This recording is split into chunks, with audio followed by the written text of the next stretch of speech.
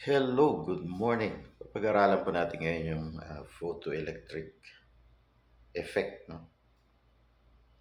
So dito sa may right side ng presentation, meron tayong ah, graph dito. Tapos itong aking left side ng presentation may pula na sulat at saka itong ibang kulay, no? Parang green. Ay yung result ng classical. Yung pula yung classical mechanics, result ng experiment, yung prediction niya. Tapos ito na bang sa gawing gitna na, ito yung result ng experiment ng photoelectric effect. So kapag ka ikaw ay mayroong light, no? May light ka, okay, ito yung light po. Tapos tatama rito sa surface nitong copper. That causes electron to eject. Ang tawag dyan sa nag-eject na electron dito sa surface ng metallic, solid metallic mo, in this case copper, photoelectron to. So in this setup, mayroon kang electron collector. Okay, eventually itong system na to ay vacuum chamber to, ito sabi dyan. Okay, tapos sabi rito, kung babasahin natin itong nasa ibaba, the schematic illustration of photoelectric effect experiment. No? The electrons emitted by the surface. So, yung electron nga na inimit nitong surface na to, nung tinamaan siya ng wave, ng incident light, ang tawag nga sa kanya ay uh, upon illumination or incident on the collector. So, kinolect lang yan. Tapos eventually meron kang potential source dito. So ngayon, ang prediction ng classical, yung kinetic energy nitong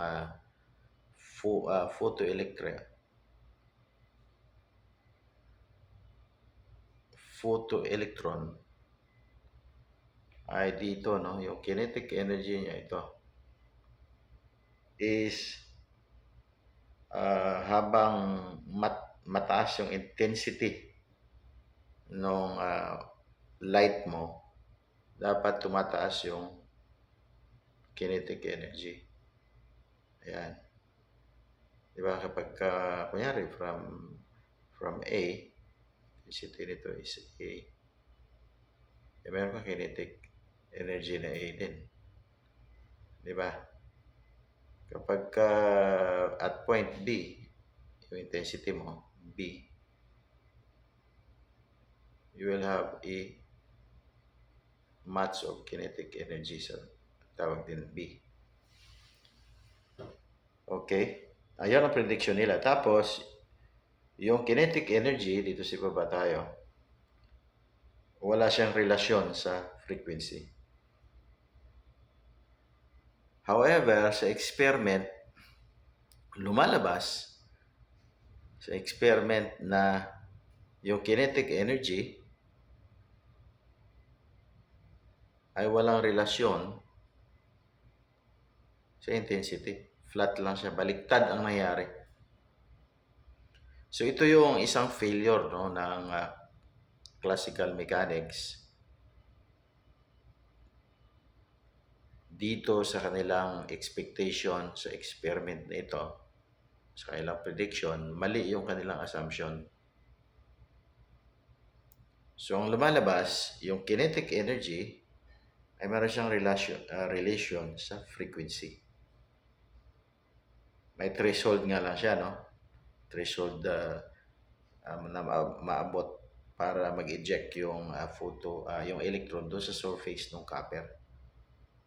So, may threshold frequency, dapat maabot niyan. Pero, meron siyang relasyon, linear relation. Yung frequency, kapag lumaki from A, lalaki rin yung kinetic energy. Direct relation.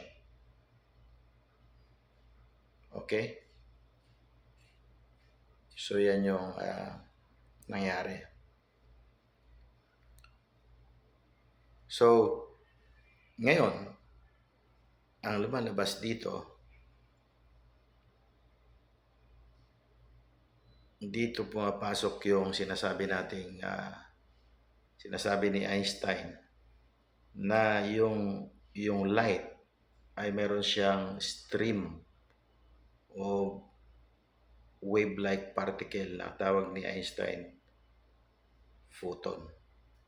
Yan yung sinasabi nating energy of the photon is equal to Planck constant times the frequency. Kasi dati, ang treatment ng classical mechanics sa sa light, wave lang. Pero dito sa experiment, nakikita natin na ang behavior ng wave ay particle like. So dito pumasok yung duality. Okay, ang tawag dito ni Einstein photon,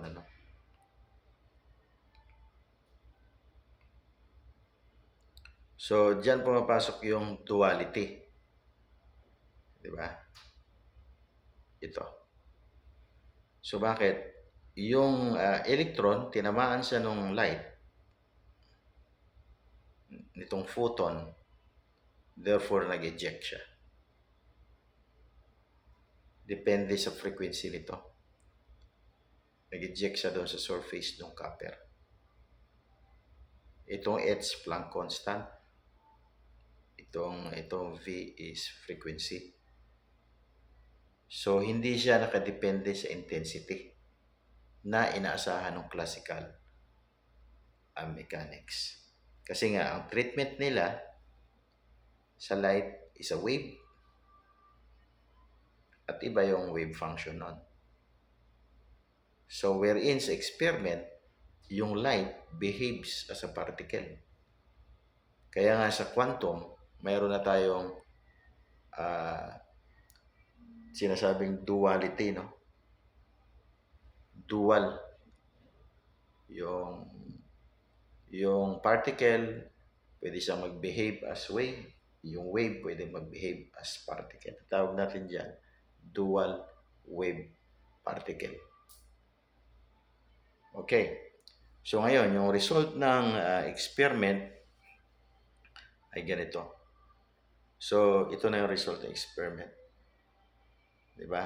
Pinakita ko na nga sa kanina sa graph, ito yung sinasabi nila. Okay? So, number 1, sabi niya, the number of emitted electrons is proportional to the light intensity. Yung number. But their kinetic energy, explain ko na yan sa graph, is independent of light intensity. Diba? Pangalawa, no electron are emitted. Walang electron na lalabas doon sa surface o tatalbog from the surface of the copper kanina, metal.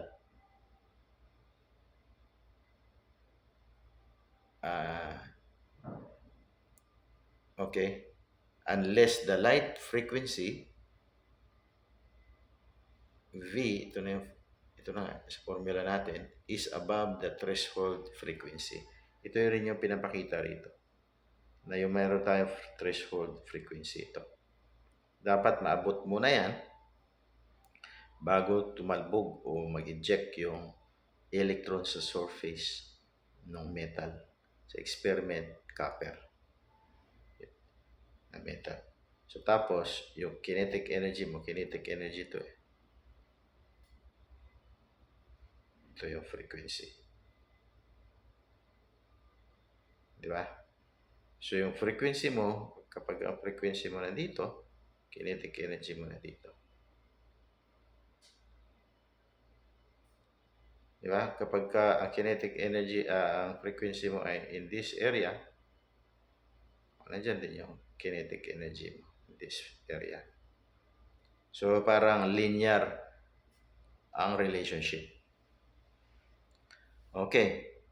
Ano pa? So the kinetic energy of the emitted electron depends on the light frequency. Kababanggit ko lang, no? As in figure 1.4. Ito yung figure 1.4. Tapos, electrons are emitted even at such low light intensity that the light absorbed by the entire copper plate is barely enough to eject a single electron based on the energy conservation considerations. So, yan po yung sinasabi. So, napakaganda nitong ating inaaral na ito, no? So, yan po yung beauty ng quantum mechanics na kung saan ay atin pong nakikita, no, ang comparison nila. So, kinakailangan talaga nating mag-aralin ang quantum, no? So, ngayon, mayroon sinasabing ano, no, mayroon tayong model, susulat tayo ng model ng sinasabi rito kanina yung threshold, no. So magbabago lang ako ng kulay at isusulat natin. Threshold na yan. Halimbawa, meron akong ganito. Meron akong energy. Mataas yung aking energy. Meron akong zero energy dito. In this portion here.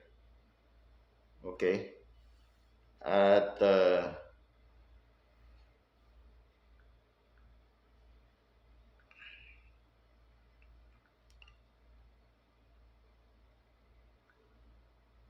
wait lang. So, meron akong itong sa ano ko, meron akong condition dito. Okay, kunyari itong area na ito yung aking work function. Tawagin ko ganyan. Ito yung energy na dapat ma-excite ko at malagpasan itong threshold na to, yung line na to. So may work function yan. Okay. So, ito naman yung aking, sabihin natin, kinetic energy. So, may na-model ko lang, no? Yan. Tapos, itong kinetic energy na to, at saka itong threshold na to, pwede nating i-relate. Kinetic energy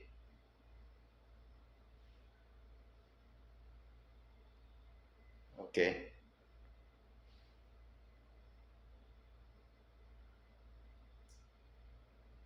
At ito, ang mas itong buong to, ito ay energy na kung saan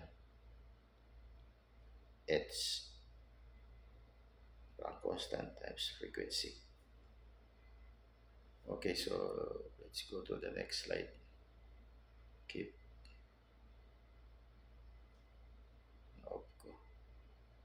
okay, so tuloy tayo.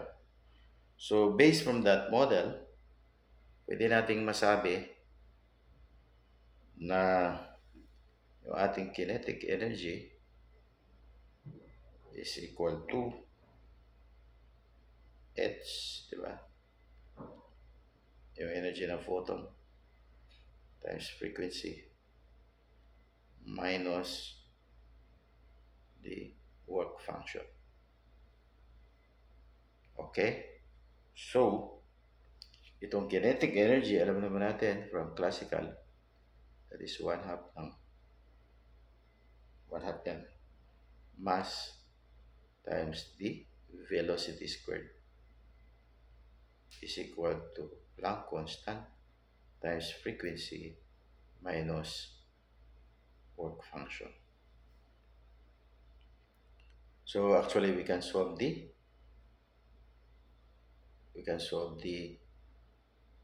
velocity if you want to. Di ba? So, galing dun sa model, masasabi natin walang ma-eject na photoelectron kapag ka yung ating HB no, is less than work function. So, base dun sa model. Yung model natin kanina, sinulat. Diba? Yung energy E is zero energy. Tapos ito yung work function mo. Diba? Ito yung work function. Ito yung kinetic energy mo. Ki, no? Galing sa zero pataas. Tapos yung kabuuan na yan, ito yung ating HV.